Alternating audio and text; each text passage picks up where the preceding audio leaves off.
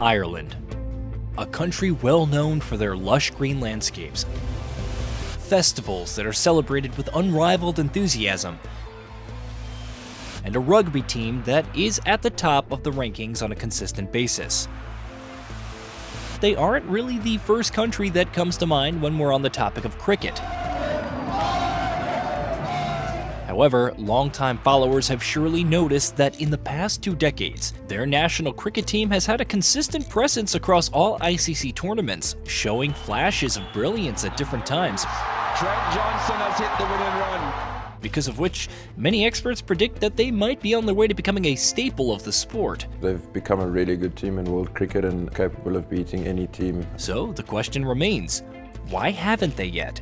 Follow along as we take a look at the ups and downs of the Irish on cricket's world stage, and try to find answers as to why they haven't been able to live up to their potential, which, based on their performances in recent years, could even be branded as a downward spiral of sorts. They didn't have to wait too long though, because on St. Patrick's Day, the National Day of the Irish, still in the group stages of the tournament, Ireland were able to cause one of the greatest upsets in cricket history, defeating Pakistan by 3 wickets in a low-scoring thriller. And there he is. Trent Johnson has hit the winning run. They marked their arrival on the global stage with a bang, proving once more that no opponent can truly be undermined, despite what it may look like to the casual fan. Pakistan struggled to find their rhythm on a wet grassy pitch, overcast with rain and clouds. All the while, Ireland's disciplined bowling and sharp fielding constantly kept them on their toes. So the man is gone. Unsurprisingly, wickets fell on the regular, Is that out? Yes. as nobody from Pakistan's batting lineup could anchor themselves on the pitch, Again. Yes, what a catch. with Ireland exploiting both swing and seam with astonishing efficiency. But there's a man under it. He's got him. That's the end of the innings. Their victory remains as a shining example of the unpredictability of the game, and to this day is one of their most impressive achievements. Historic pictures. Ireland have beaten Pakistan, backing them on St. Patrick's Day, and what a win. Despite being a debutante team, Ireland were able to reach the Super 8 stage and finished 8th overall at the tournament, ahead of more experienced sides like Pakistan. However, the story of the Irish surpassing expectations, going toe-to-toe with the established giants of the game, did not end there. The 2011 ICC Cricket World Cup was witness to Ireland chasing down a mammoth 328 runs to beat none other than England by 3 wickets in Bengaluru. To the leg side. This is it! Take a bow, Ireland. What a game of An cricket! achievement for any team, but for the Irish, it surely had to have meant something truly special. Kevin O'Brien was the standout performer for their side, scoring the fastest century in World Cup history, turning the tide in their favor with the score of 113 off just 63 balls. Chipped away on the onside. This is the fastest 100 in World Cup history. This was the highest successful chase in World Cup history at the time, and from that moment on, Ireland had to be taken seriously as an opponent and considered a real contender of the game. Bowled in. Good bowling. 50th wicket. Trent Johnston. Still, just an associate nation in the ICC, their performances led to a full member status in 2017 and provided inspiration for other emerging cricketing nations.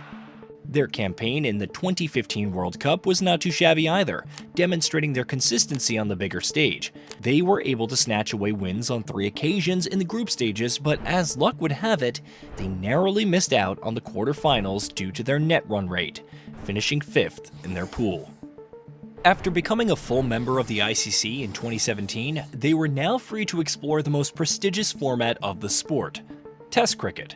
Ireland's debut Test match against Pakistan was a proud moment for the nation, and although in the end they had to admit defeat by 5 wickets, 2 to win, and they'll go back for the second run that win this inaugural Test match. a fighting century in the second innings by Kevin O'Brien gave the Irish something to cheer for. And that's it. 100 for Kevin O'Brien. Magnificent stuff from Kevin O'Brien. As he became the first Irish player to achieve one of the most sought-after feats in Test cricket. Their performances raised expectations all around the cricketing world. High praises were sung by experts and former cricketers. Another very impressive performance from the Irish. Fans of the sport were hoping that they would turn into one of the powerhouses of the modern game. But were they going to meet those expectations? That was yet to be seen. In fact, since 2017, the story of Irish cricket has been rather disappointing to say the least. Nobody expected them to dominate the format of Test cricket, but a dismal showing against relative newcomers Afghanistan showed that they weren't really ready for the rigors of 5-day cricket. Since gaining full membership status, their performances in the format has been anything but exceptional, leaving a lot to improve upon, judging from the handful of Test matches they've been able to play since 2017. Their performance in the 2021 ICC Men's T20 World Cup was once again nothing short of underwhelming. Despite being drawn into what was supposed to be a relatively favorable group for them, they were sadly unable to make it to the Super 12 stage. Their woes continued and were on full display in the lead-up to the 2023 ICC Cricket World Cup, where they faced a tough qualifying campaign. They failed to secure an automatic berth, increasing the hurdles that they had to overcome, requiring them to fight through the qualifiers, which also went nowhere near as smoothly as they had hoped, rendering them unable to secure a spot in the tournament, further highlighting the gradual decline they've been facing in recent years.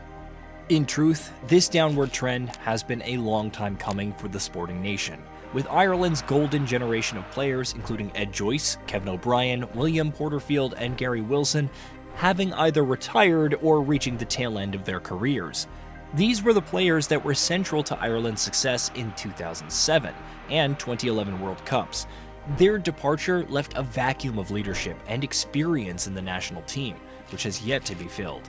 Furthermore, due to the financial constraints faced by the cricket board, the sport not being as popular as other ones in the country, combined with the prospect of lucrative offers from other interested countries, several top players have left Irish cricket or committed their services to larger nations they're eligible to play for. Most notably, Ewan Morgan became a rather important player for the English side. Morgan on debut, 5th player to play for 2 countries, and for Ireland of course. Leading them to the 2019 World Cup title, despite being from Ireland originally. Ireland cricket's story has been nothing short of awe-inspiring, but their current decline is a testament to the challenges of transitioning from an associate nation to a sustainable full member of the ICC. Addressing these issues will be crucial to turn the tides of their current downward spiral and bring back the glory days of the national cricket team, which were taking place just a few years ago.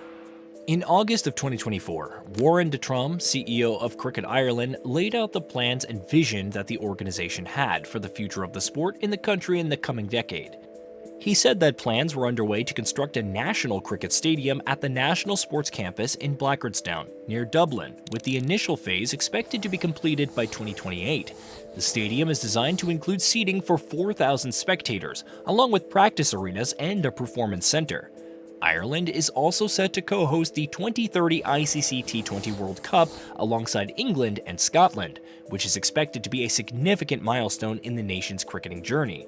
He also expressed their desire to increase participation levels domestically, towards a 6-figure mark, indicating a commitment to expanding the sport's reach nationally. To really make sure that we have that conveyor belt of talent coming through that we need now to support. The announcement of a strategic plan to do so encompassed infrastructure development, enhancement of domestic competitions, and grassroots programs to foster talent and engagement. There'd be a number of different talent identification areas that we look at when we select the players. We've some excellent regional youth coaches working in the Irish programme.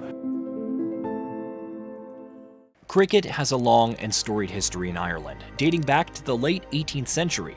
They played their first international match in 1855 against the Gentlemen of England, marking the country's debut on the global cricketing stage. The sport enjoyed a strong following, with many schools adopting cricket as part of their curriculum. However, following Ireland's independence in 1921, cricket's popularity was on the decline due to its association with British colonial rule. The Gaelic Athletic Association prohibited its members from playing foreign sports, including cricket. Despite these restrictions, cricket survived in smaller communities, particularly in the north and among expats. Finally, with the establishment of more organized domestic competitions, like the Irish Senior Cup in the 1980s, Irish cricket was revived once more.